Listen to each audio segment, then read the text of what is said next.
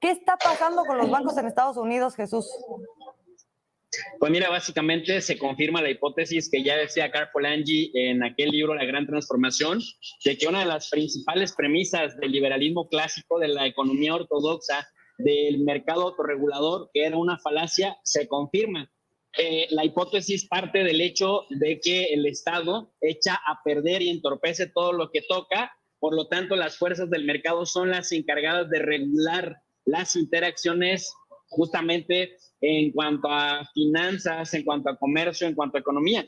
Y bajo esa premisa, en la época más ortodoxa de gente como Margaret Thatcher o Ronald Reagan, y posteriormente en la época de los 90 con Bush allá en Estados Unidos y Clinton principalmente, que justamente hablaba de es la economía estúpido, es la economía, pues resulta que el Estado supuestamente se hace un lado para dejar que las diferentes pues asociaciones bancarias, las redes que se dedican a cotizar en bolsa, se autorregulen solas y de pronto vemos que empiezan a desordenarse y cuando se desordenan juegan con el dinero masivo, con muchos millones, miles de millones de dólares de inversionistas y de ahorradores, planes, fondos para el retiro, inversiones que financian deuda, etcétera, etcétera. Y bueno, cuando se empiezan a desplomar, finalmente, querida Azul, el Estado tiene que llegar, ese que dicen los liberales, que todo lo echa a perder,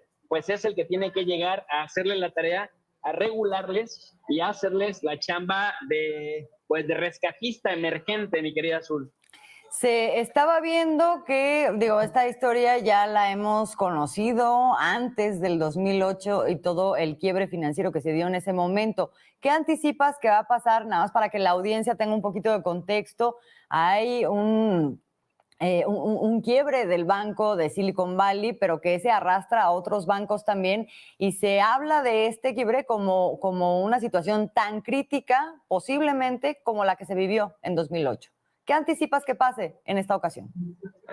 Definitivamente, desde el año 2008 no se había dado la quiebra de un banco tan grande como el de Silicon Valley Bank, que financiaba startups, que financiaba pues toda esta región, toda esta zona, mi querida Azul, de impulsar las redes sociales, pero también le guardaba miles de millones de dólares a un montón de otros inversionistas en California, que dicho sea de paso, es el estado de los Estados Unidos, el estado de la Unión, que arrastra la maquinaria económica que arrastra a todo Estados Unidos. Decían que si California algún día se independizara, el tamaño de la economía de California es mayor o igual que la de Francia, sería la quinta potencia económica del mundo. Uf. Nada más para darnos una idea de lo que estamos hablando. Y en ese contexto, pues, si se desestabiliza California, ese es el argumento para que el Estado tenga que intervenir, el no dejar que los particulares dañen, desordenen las finanzas de California.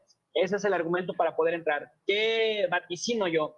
Vaticino que desafortunadamente, y digo desafortunadamente porque pues esto confirma el fracaso de la economía ortodoxa, el Estado tiene que entrar a poner orden, si no, inversionistas, ahorradores y aquellas empresas que se dedican a comerciar con este tipo de figuras jurídicas de las finanzas, se irían en pique y se haría una especie de contagio, mi querida Azul, que afectaría a otros bancos en California, en Estados Unidos, pero también en el continente y en el mundo finalmente. O sea, se viene una especie de fobaproa. Una especie de Fobapro californiano, así es. Bueno, no llegará, o sea, esto es terrible y además es terrible porque corre por cuenta de recursos públicos de los estadounidenses. Pero en términos del impacto, ya más allá de eso, ya no llegaría, digamos, esta crisis financiera, no explotaría, digamos, de esa burbuja de la que hoy la vemos. Es un punto de vista muy egoísta, yo lo sé, pero sí, necesitamos saber qué alcance puede tener esto. Mira, básicamente en 2008 el tema se viralizó, se hizo muy grande, se hizo enorme porque el Estado en aquel momento gobernado por George W. Bush. Cuando digo el Estado me refiero al gobierno federal de Estados Unidos, se tardó en el rescate. Es injusto, sí, porque finalmente estos se encargan de manejarse en lo particular y después vemos parte del neoliberalismo. La estrategia siempre ha sido que hay una especie de privatización de ganancias y socialización de pérdidas, que eso es lo que implica que un Estado rescate a estos sectores. Sin embargo, ahora el gobierno de Biden ha intervenido, ha entrado directamente a la regulación justamente para evitar la catástrofe del año 2008 que terminó arrastrando la economía mundial.